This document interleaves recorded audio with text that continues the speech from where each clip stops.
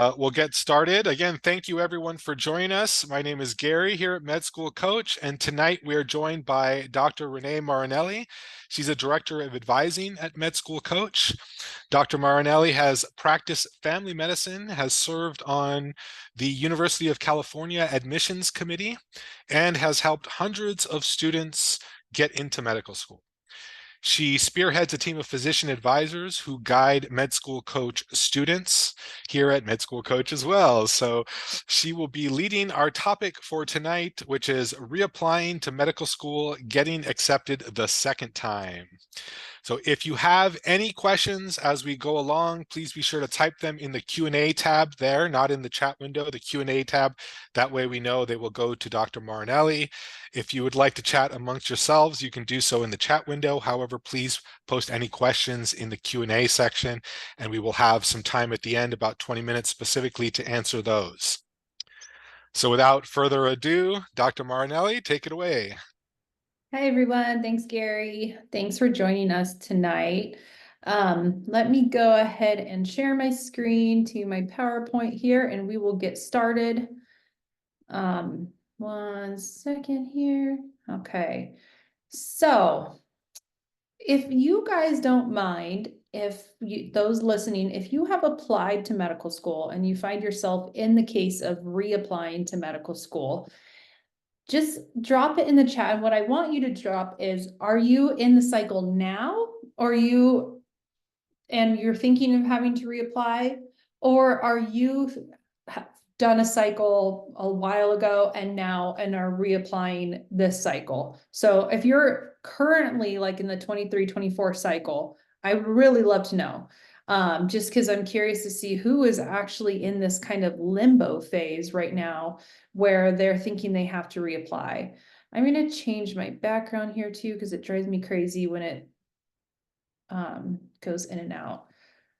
All right, so let's kind of see. So current cycle, thinking of reapplying this cycle, current cycle. All right, alternate list, current cycle, reapplying, did an application a couple years ago. Okay, so I'm going to try to address the topic tonight, in particular for those of you who are in the current cycle as well. So, in general, there's reapplicants and there's reapplicants that are kind of like in this limbo phase where maybe they haven't gotten an acceptance yet. They're still waiting for an acceptance. There's still time for an acceptance, but now they're like, okay, do I have to reapply right now in this upcoming May? And so we'll talk a little bit about that scenario as we go through too.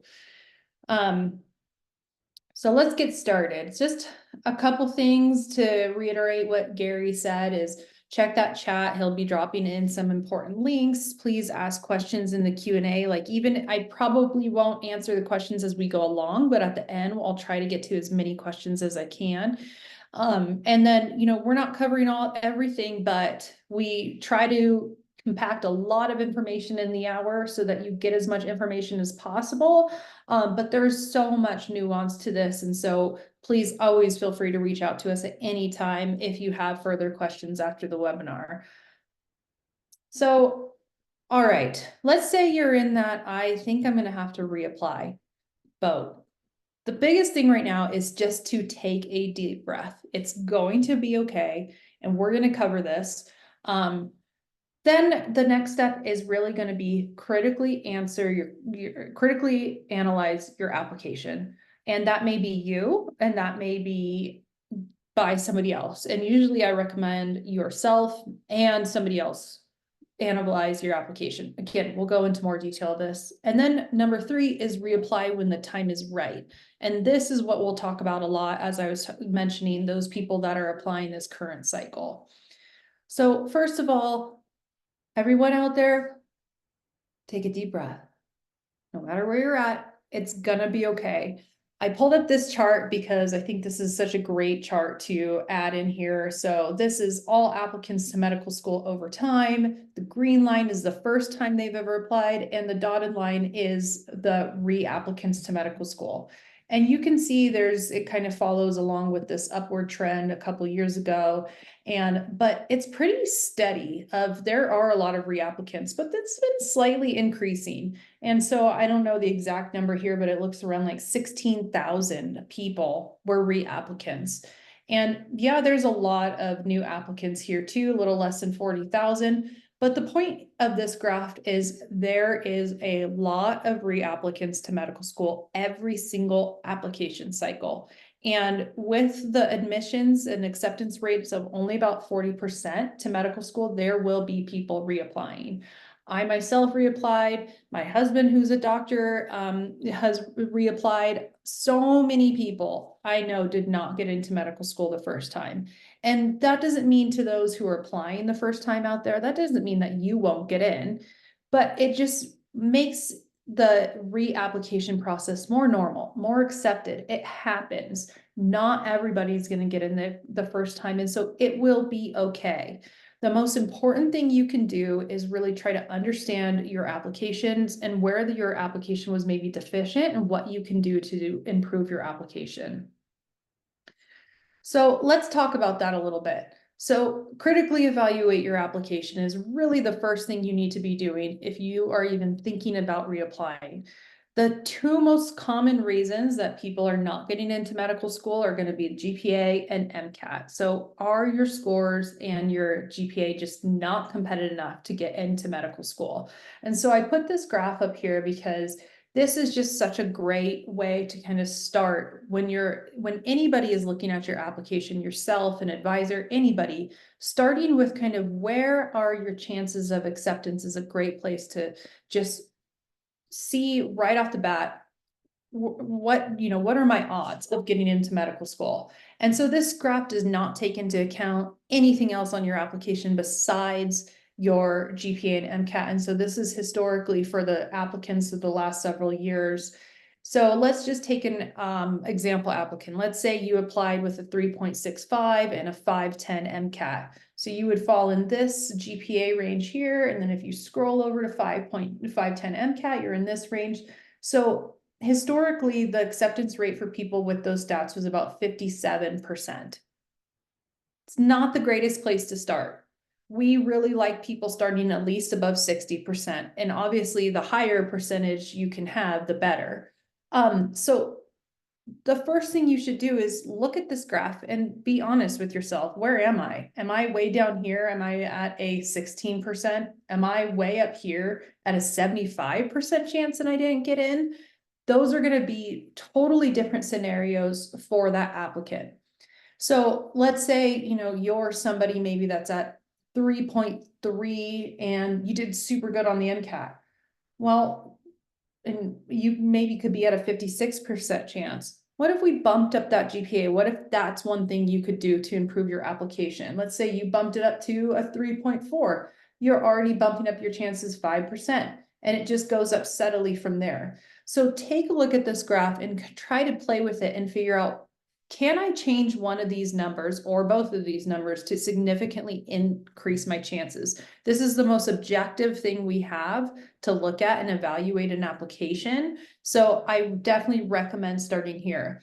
One important thing to note is that this graph, only goes up to 3.79 and greater than 517. We know there's a lot of variability there too, but even those top applicants, only about 83% of them have gotten accepted.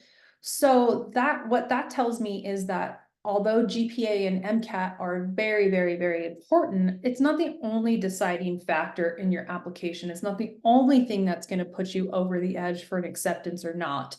So let's talk a little bit about those other factors in your application that you could be considering. So these are the parts of your application that if you're a reapplicant, you really need to critically analyze. And we're going to kind of dig into each one of these, but I just kind of wanted to throw that up here now and just kind of introduce that. I see, Ben, you raised your hand. If you don't mind just typing your answer or question in the Q&A, and then I'll try to get to it at the end. Just would like to try to get through the presentation. Hopefully we'll have time for a lot of questions. But if you don't mind just typing it there, we'll try to get through. So extracurricular activities is an area where I see a lot of applicants just being deficient in or just not being quite strong enough. Maybe they have a pretty well-rounded application, but maybe their activities were just a little lackluster, or maybe they weren't continuous enough. So in general, you need to look at your extracurricular activities. Everybody always asks me, what are the minimum number of hours I need for these different activities? And the answer to that is that there is not a perfect answer. There is no data that has been collected that shows the number of hours an average applicant versus matriculant has, but pretty much the data that they do have, it's very limited. It just shows how many applicants versus matriculants had this experience. And like pretty much 90% of matriculants have these types of experiences. So they're required. How much of that? It's a little bit hard to say of how many hours you need to have.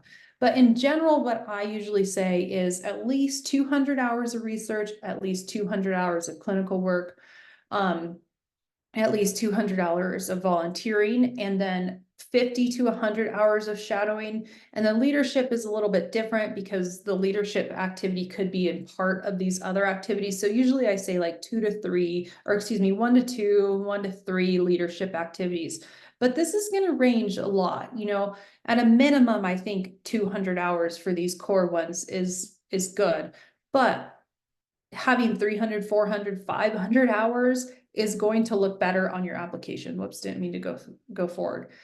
And not only are you trying to have the hours, the actual experience and the context of the experience is so important. So I put kind of these caveats here. It's like, you're not just checking the box for, okay, I did a 200 hours of research, I'm done. But how are you going to make that research actually stand out from the other applicants that have 200 hours of research? So maybe you could do a research project that produces a presentation or a poster. That's going to be a much more significant activity than just doing a research in a professor's lab that you attended and got 250 hours. The clinical work is so important. Some people will count like I'm a patient transport tech in the hospital. So what I do is I move patients from point A to point B. And yeah, that technically counts as clinical work. You're being involved with patients, which is good, but you're not being involved in patients really in the care setting. And what I mean by that is kind of being involved in their bedside care, helping the doctors, the healthcare staff, taking care of them. So that's kind of the patient care that you really want. You want to be working alongside healthcare practitioners and then helping somehow in the care of patients. So examples of that can be like a medical assistant, an EMT, and even just some types of volunteer activities are going to be much more in depth where you're working alongside healthcare practitioners to take care of the patients. And those are the kind of activities that are going to be much stronger and stand out much more on your application. Another way to really differentiate your activity from another is getting a letter of recommendation from that specific activity. So that could be from like a PI that you did research with, that could be from a physician that maybe you worked with, because that's kind of really putting like a lot of substantiation behind that activity. You're saying that it's important. You're saying that you contributed a lot to it, but how does somebody else view you in that activity? If you worked alongside a physician and you said, I learned so much, I've done X, Y, and Z, that's only heard from your point of view. What is the physician saying? If the physician could write you a letter of recommendation saying, yes, this person was amazing, they took care of the patient so well, they critically thought through all of this stuff, that's going to be a much stronger activity. So there's different ways to really help these extracurricular activities stand out. And that is so important, especially if you're a reapplicant, because a lot of times reapplicants are going to apply with many of the same activities. We definitely recommend that you do other things too, and we'll talk about that a little bit more. But a lot of these activities are going to stand out, are going to be the same. And so think about the ways that you can maybe help them stand out on your next application. So moving on to these other areas where you really want to evaluate yourself. So your personal statement. Personal statement, we can talk an entire hour about the personal statement. I will not bore you and do that tonight. That's not the point of this, but think about your personal statement And were there areas of it that maybe you could improve? Because if you need to, then this is your chance. And the reason I put this up here is because for most, pretty much all reapplicants, I recommend rewriting a personal statement, or at least very, very strongly changing it. There may be certain concepts or experiences in that personal statement that you can kind of keep the same, but you're going to really strongly change your personal statement. And the reason I recommend this is because schools that you have reapplied to, so let's say, I applied to UC Irvine the first time, I'm applying to UC Irvine the second time, those schools that I have reapplied to can see both applications. And so they'll often compare your application from one year to the next. And if they look and it's the exact same, that's going to show that you've put very, very little effort into this reapplication. And so they'll probably not move forward with you. So you want to be able to put effort into it, show that your interest, your motivation, your dedication. And so rewriting the personal statement is going to be one aspect of that. Another area that I see students, maybe there's a cause for or contributes to not getting in the first time is their school list. Either their school list wasn't broad enough, it was too top heavy. So basically what that means is that you apply to schools where you're just maybe not competitive enough at. And top heavy, I mean by a lot of top tier schools. A lot of students will put in, even those top applicants we looked at on that graph, they may have applied all the Harvards, Yales, all these very top tier schools, and didn't get accepted because those schools are just so darn competitive, and they didn't throw enough like middle tier or high tier schools in there, so they just didn't even have a chance. Even though they may be competitive at those top tier schools, it's not a slam dunk. There's no guarantee. So even if you're the most competitive applicant in the world, you still need to apply to some schools that are maybe a little bit under your stats so that you can increase your chances. The other thing is I commonly see people just didn't apply to enough schools. Usually for most applicants, we suggest applying somewhere between 25 to 40-ish schools. And so that's a lot. And a lot of people don't apply to that many their first time around. And that can really, really hinder your choices, or excuse me, your chances. Another thing too is maybe not applying to osteopathic schools. That could be something that, on your reapplication, think about applying to osteopathic schools just to cast a wider net. And osteopathic schools typically have lower threshold for GPA and MCAT. So some of those applicants that have trouble making up a better GPA or improving their MCAT score, a DO school could be a good option to apply to as well.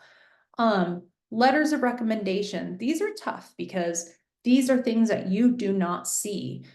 You're blinded to your letters. So this is hard to say, was there a bad letter? Was it just not that great of a letter? That's something you kind of have to be introspective about and think and maybe approach the letter writer.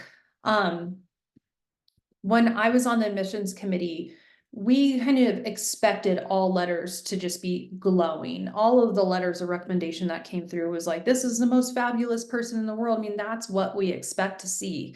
So on the rare occasion where we saw a bad letter of recommendation, like the student was lazy, they didn't turn in their assignments on time, blah, blah, blah, that was like a huge red flag. And so that applicant would be thrown out right away. Because it's like, if that letter writer couldn't say good things about them, I don't want to take the chance and move forward with their application. So your letters should be glowing.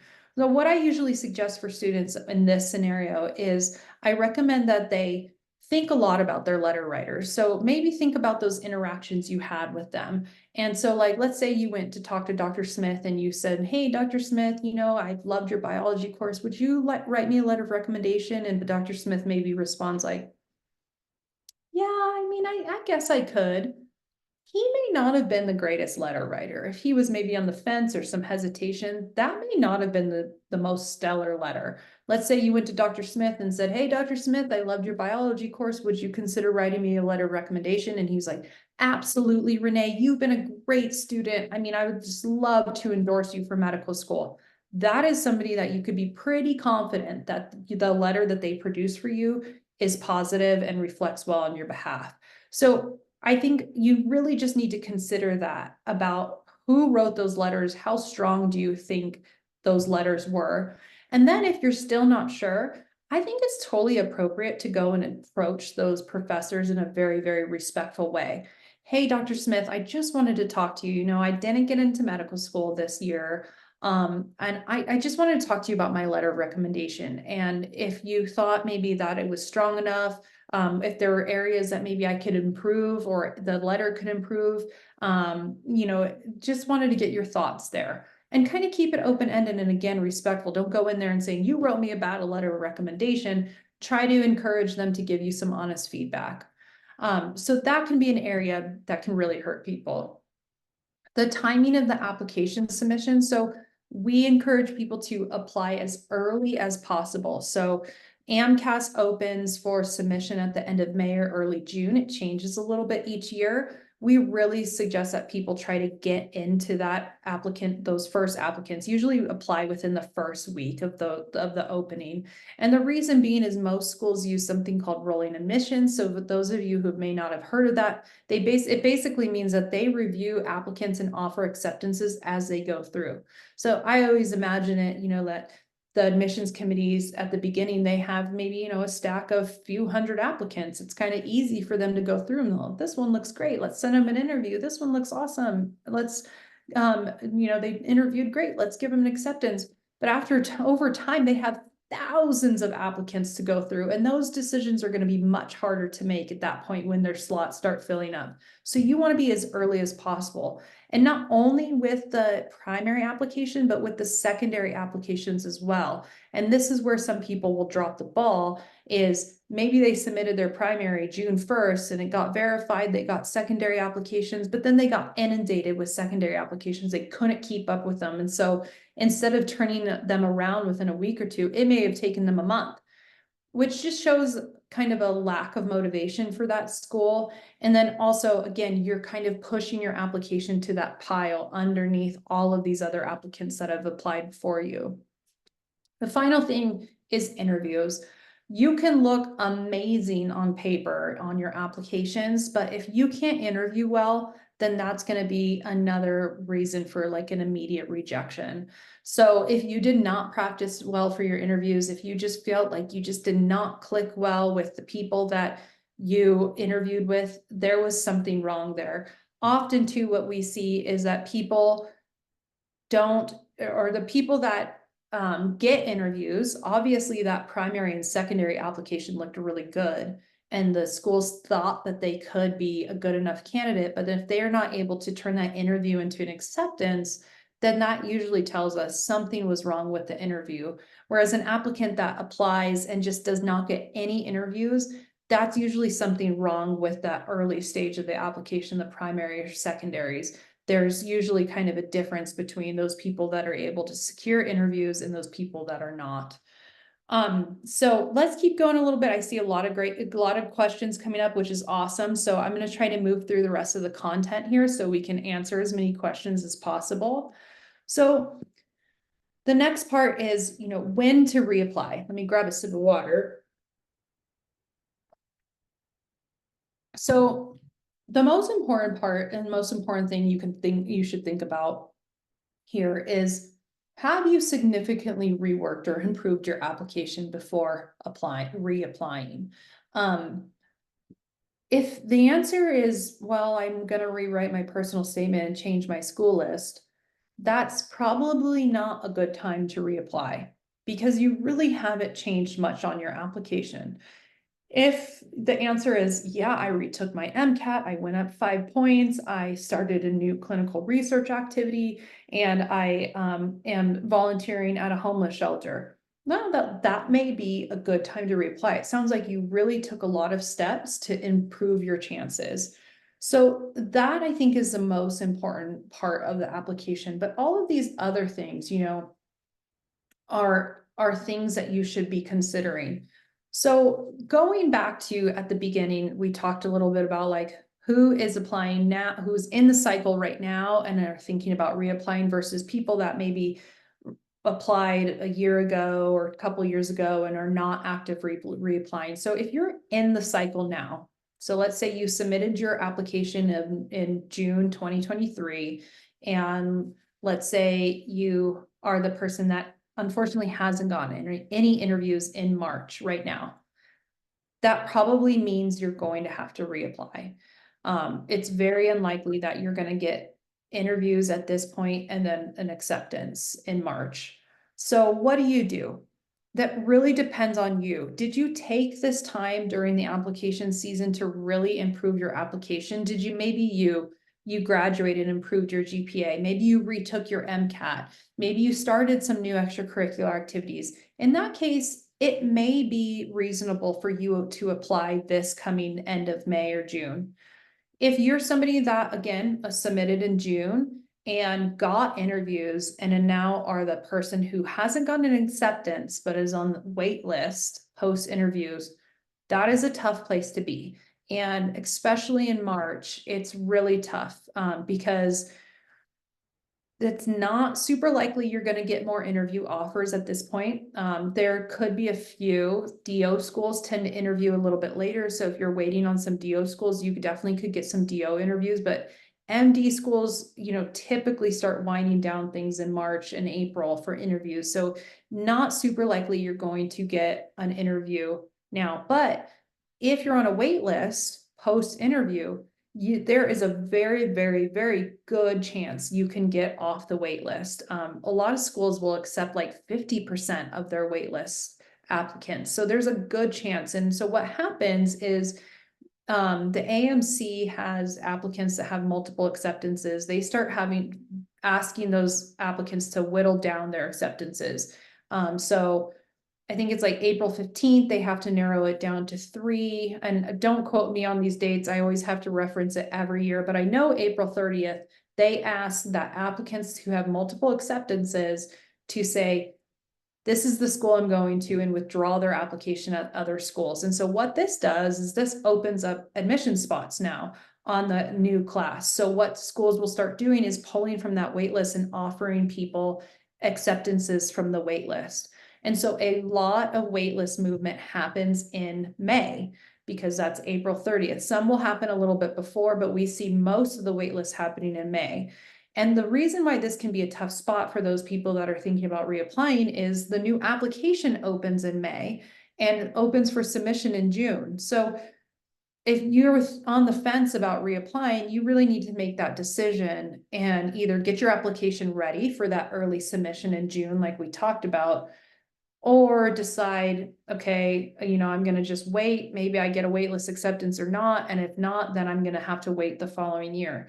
So it really comes down to what have you done in the last several months to improve your application? Is your application improved enough? And are you going to have enough time to actually get your application together, get letters of recommendation, fill out AMCAS, and then submit in early June if you're on wait list? So bottom line is, if you're on a wait list, hold out hope. It's very, very likely you can get in off of a wait list, but you need to start thinking about those reapplication steps if you haven't already. And again, I see a ton more questions coming up, and I know people have like individual questions about this. So we'll definitely talk about it, because I think this is where kind of the individual part and talking about your specific situation is the most important, because it is so variable depending on you and where you're at in the particular cycle. So before we move on to the Q&A, just a couple minutes about Med School Coach. And, we would love to talk with you and help you. Again, I help so many applicants, specifically in this time of the year where they're just like, Dr. Marinelli, I don't know what to do. Like, I'm on wait list for 5 schools and I'm hoping to get in, but I think I need to reapply. What should I do? And we talk through it, and we kind of go through all of those different aspects that I showed you and, analyze it. So not only are you critically analyzing your application, but you really, really should have someone else take a look at it and see through eyes that you are not able to see through, because everybody's biased a little bit. So, check us out at medschoolcoach.com. I know Gary put in a lot of awesome links to help you with this decision.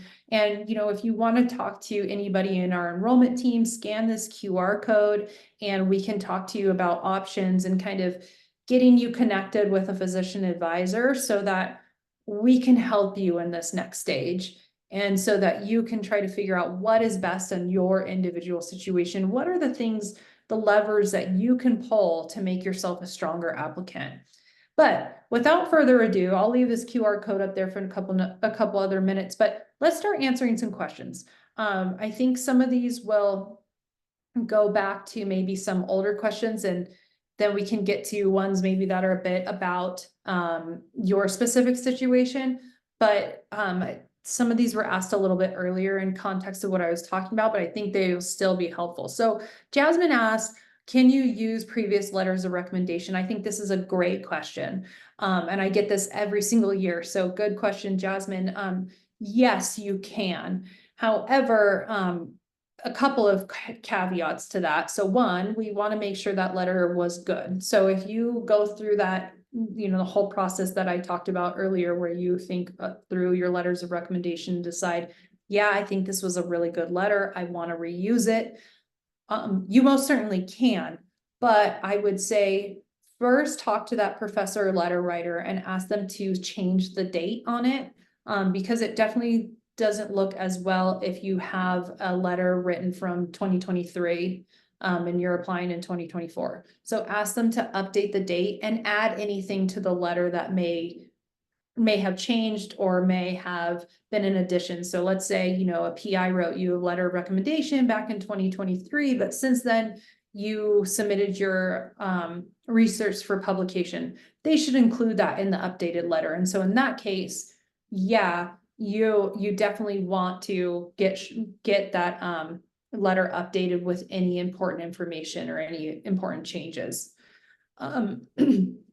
So see, someone asked, what about research that's led to publications and posters that doesn't have your name on it? So should you mention that? I think that's an important thing to still mention on your application, even if you didn't get your name on a poster or a publication. You probably still did a lot of work on that. And if you did present it, then absolutely, I think that you should include that in your activities.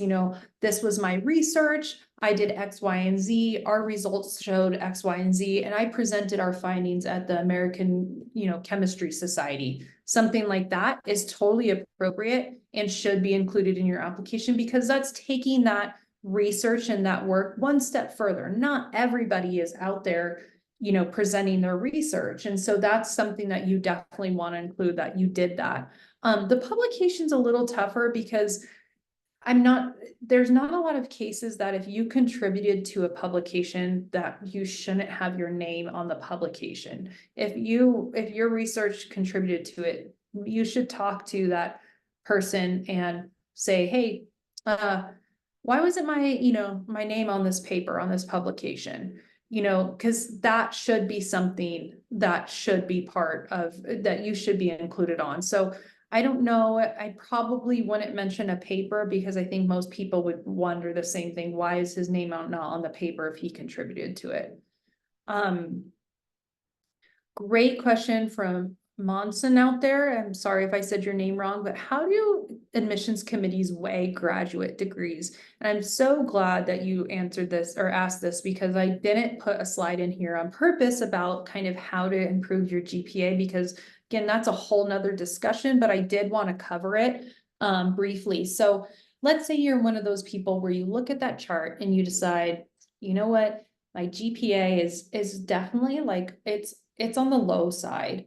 What should I do to improve it? So there's a couple ways to improve it. So that's usually by doing a post-bac program. And a post-bac program is usually a series of undergraduate level courses that you take through your current university or another university, or you can improve your GPA by taking a master's program. And so that's graduate level classes, because this is a master's program. For people that maybe have a borderline GPA, so like a 3.6, 3.5, these are people that are like, their GPA is okay, not quite competitive enough to where we want it. We just want to boost it up a little bit. How can we do that? Lots of times I suggest doing a post-bac. One, because you can usually do them a little bit easier. They're cheaper. They're more flexible. You can retake some undergrad courses that maybe you didn't do well in, like let's say you took a physics course and you got a C. You could retake that physics course, and not only is that going to bump up your GPA, but that's going to show medical schools that you can do well in that course, even if your first course grade wasn't that great. For people that maybe have a much lower GPA, like a 3.1, 3.2, I often recommend that those people look into master's programs, and specifically special master programs. Special master programs are programs that are offered oftentimes by medical schools themselves, and they're for pre-meds that maybe need to boost their candidacy as an applicant. And so they offer graduate level courses. Lots of times those courses are taken alongside medical students. There's often other benefits to those, to retaking those there's often other benefits for those master's programs as well. Like sometimes they offer research activities, sometimes they offer MCAT prep, things like that. And basically, when you take those master level courses and you do well, that GPA is going to show up on another line of your application. So your application is going to show like your undergrad GPA and then a graduate GPA. And what I really like about those is that, let's say your GPA just wasn't that great in undergrad, but your graduate GPA can kind of serve as a clean slate, meaning, hey, yeah, I didn't do that well in undergrad, but look at how well I did in these graduate level courses that are taken alongside medical students that are really rigorous. This is my true academic potential. So a special master's program or a master's program in sciences can really go a long ways to kind of make up for academic deficiencies in undergrad. There's a lot of other nuances to making that decision if you're going to do a post-bac or a master's program, but those are kind of the main aspects of it. And those are the applicants that I kind of like, a post-bac for or a special master's for.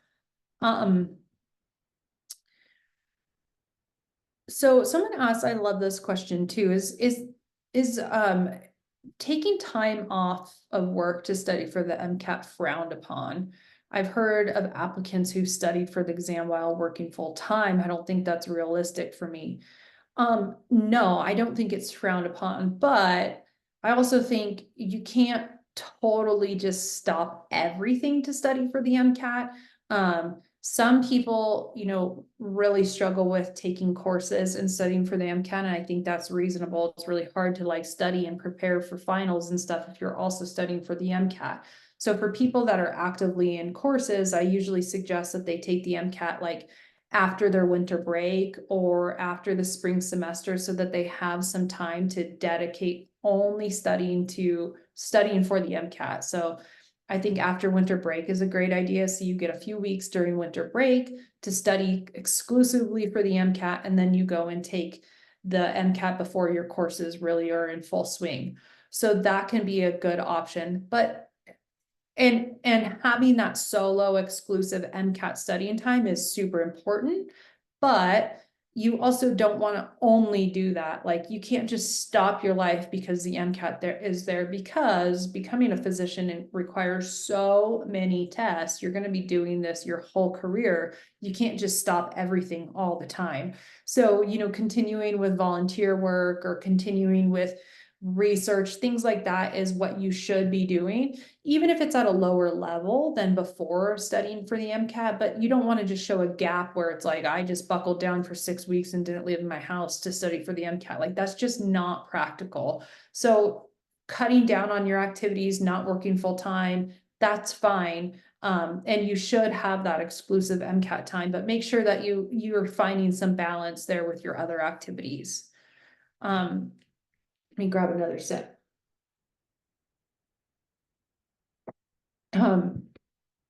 Dennis asked about 25 to 40 applications produces a lot of secondaries. And so how do I actually produce that many secondaries that are still quality? So that's a great question. And that is really tough. For those of you who may not be familiar with it, so after you submit your AMCAS application or AOCOMAS or TMDSAS, whichever application you're using, within about a month or so, schools will start sending you secondary applications. And secondary applications are School specific, usually essay questions, where schools will ask you a series of essay questions. Some of them can be as simple as like a paragraph long, some are like write an entire autobiography about yourself. So the time commitment to those can be variable, but the bottom line is that they do take a lot of time. And it is a huge time suck when you all of a sudden get 10 secondaries, and there's kind of no predictability to it. Sometimes, the schools, you'll go a week in the summer where you get one secondary request. Sometimes you'll get 10 secondary requests in a week, and you need to turn them around very quickly. Like I mentioned earlier, to show that interest and that motivation, we usually recommend like 1 to 2 weeks is the max of where you want to turn around secondary. So the best thing you can do is prepare for your secondaries. And I think I saw Gary post in the chat the link to our secondary database. So the good news is most schools will reuse the secondary prompts from the previous year. So in 2024, UCSD is probably going to have the same secondary prompt as in 2023. So what Med School Coach did was we pulled all those prompts and put them in a database. And so students can start pre-writing all those secondaries and get them prepared. So when you do receive a secondary, it's not like, oh, this is the first time I've ever seen it. You have an essay that's pretty much ready to go, and you can just send it to them very quickly after receiving it. So that's what I recommend doing. The best time to prep your secondaries is after submission of your primary application. So you'll submit your AMCAS application. It takes a few weeks for them to verify it and then send it to schools. So you have a nice few-week break of not a lot of application stuff to do. That's a perfect time for you to start going to our website, perspectivedoctor.com. It's our sister website, and start prepping those secondaries. So when you start receiving them, you're going to be able to turn those around really quickly. Somebody asked, for non-science majors, can a non-science letter recommendation replace a science letter recommendation? So just to kind of cover letters of recommendation a little bit, each school has different requirements. If you have a pre-medical committee at your school, you pretty much have to use that. Medical schools will ask you why you didn't use your pre-medical committee if you didn't use it. So if you use your if you have a pre-medical committee, talk to them about their letter requirements and then go through them. If you don't have a pre-medical committee, then you have to collect those letters on your own. And so again, each school has different requirements, but typically having 2 science letters, 1 non-science letter, and 1 letter from a physician, 1 letter from a PI or kind of other leadership, people that are in a leadership position over you are sufficient. And that goes for people that are science majors or non-science majors. If you're a non-science major, you still need to get those science letters of recommendation. You're going to still have to take science courses just like everybody else, because you have to satisfy certain prerequisite courses.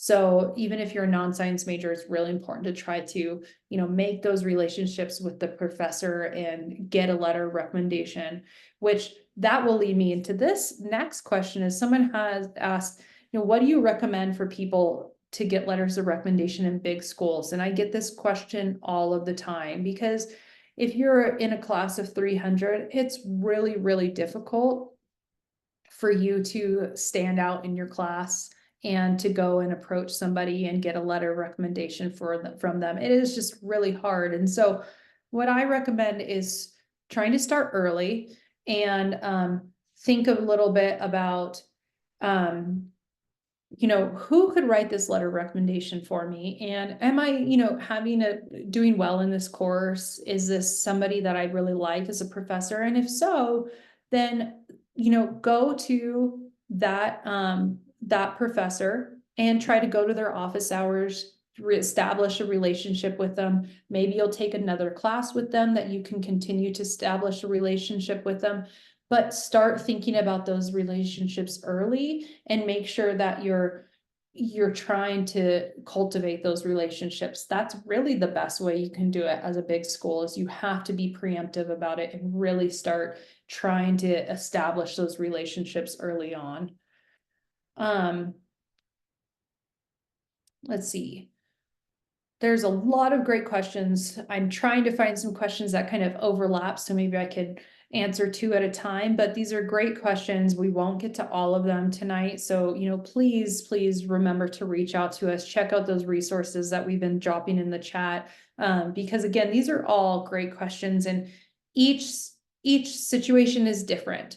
And so, like if you have specific questions, we would be happy to walk through them with you and help you, get these answered. I'm going to scroll down a little bit to some of these more recent ones, because these might be some I didn't answer during the presentation.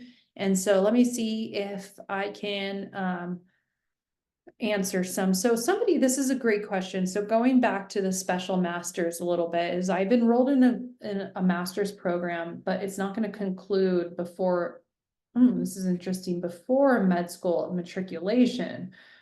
Do medical schools still consider the application? Do they automatically turn it away? So if you are doing a special master's program, try to do a program that's going to end before medical school if possible, so that you can get that degree.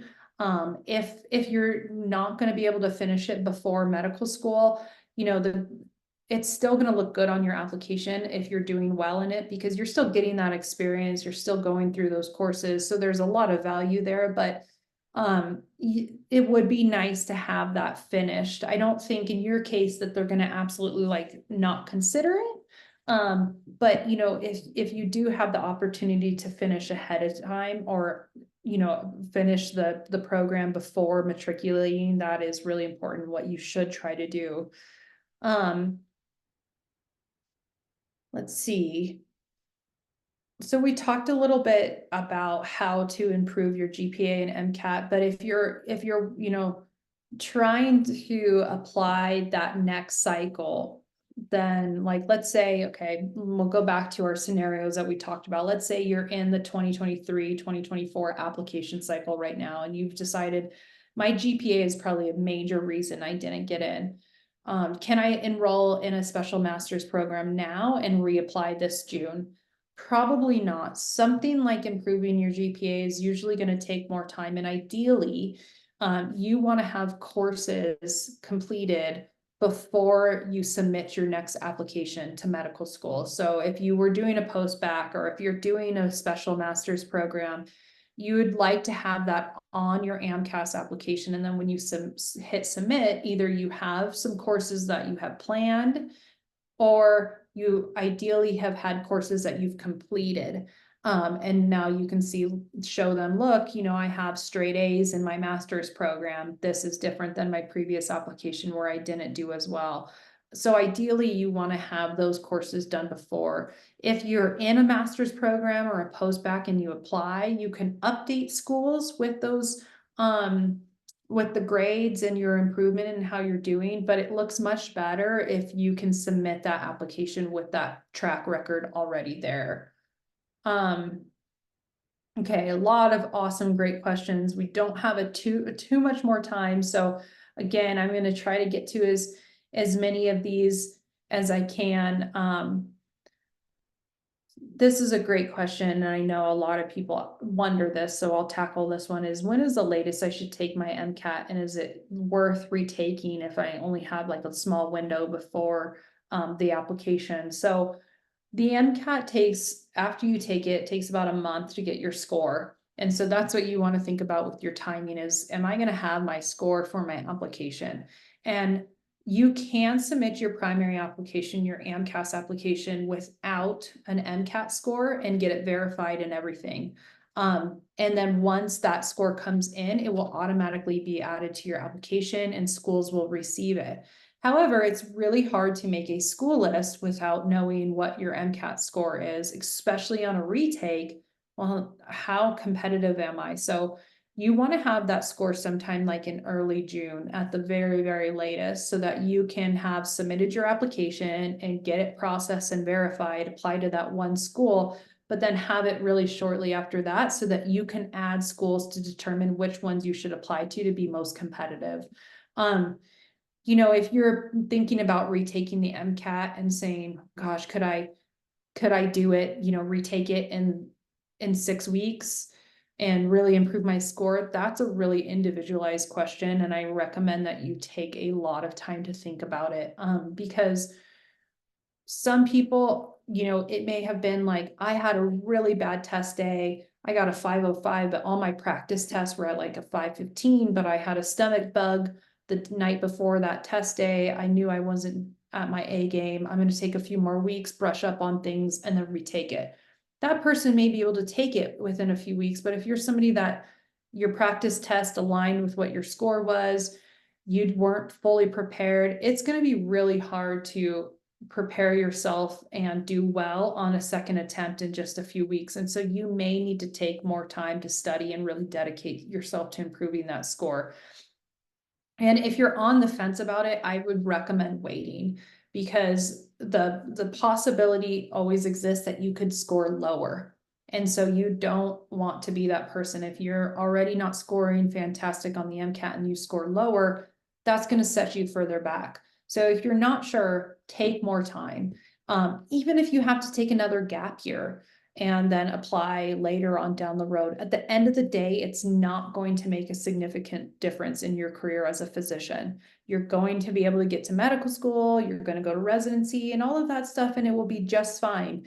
And taking extra time is just going to make you a better applicant and get you on that path. So my kind of knee-jerk reaction, if somebody's like, I'm on the fence, I don't want to take another year, but I don't think I'm quite ready to apply, it's probably best to wait and take more time preparing than what you think you would need.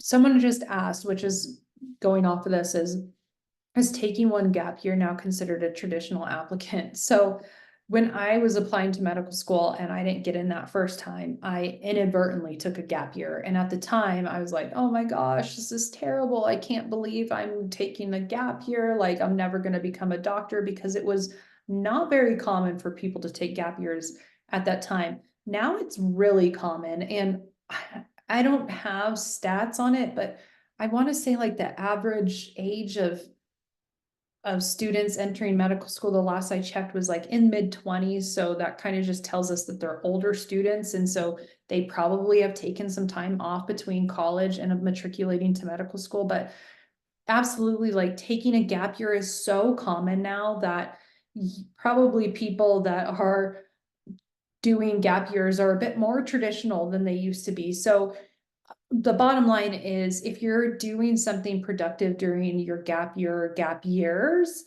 that will be fine. Because it's just like so common now. Medical schools don't frown upon it. They don't even really blink an eye.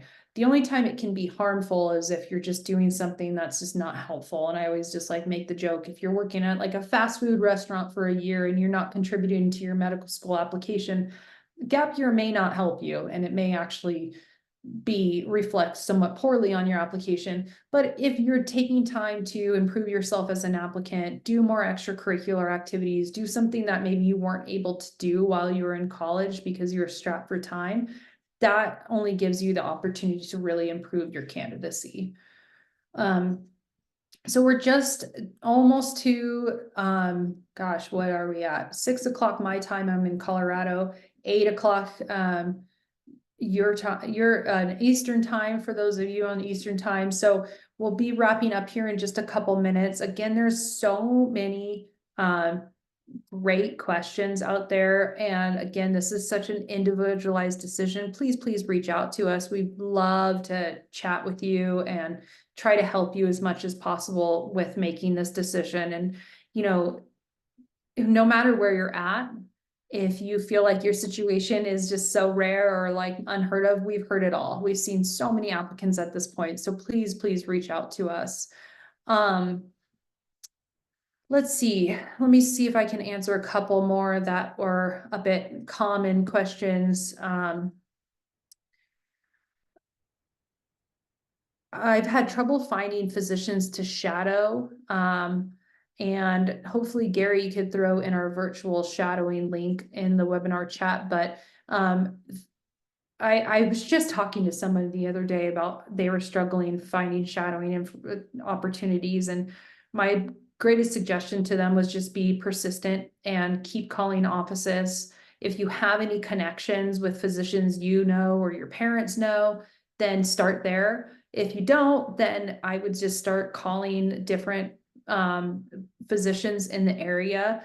Start if you have like a teaching hospital in your area or a university hospital. Those are usually best places to start because those places are really used to having students come in and shadow their physician, so you might have better luck there. If you don't have any of those opportunities in the area, then just look in the phone book. That doesn't exist anymore, but Google it. Google primary care offices close by and just call their offices and speak to their office managers and ask about opportunities.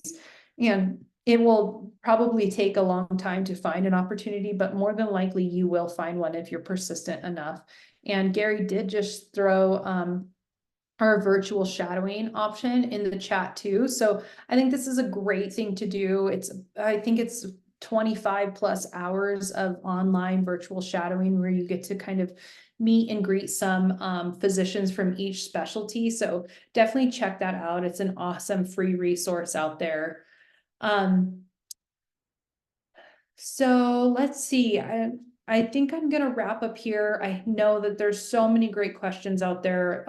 I didn't get a chance to answer them all, even though I took extra time tonight to jump in on that Q&A. So thank you for participating and asking such great questions.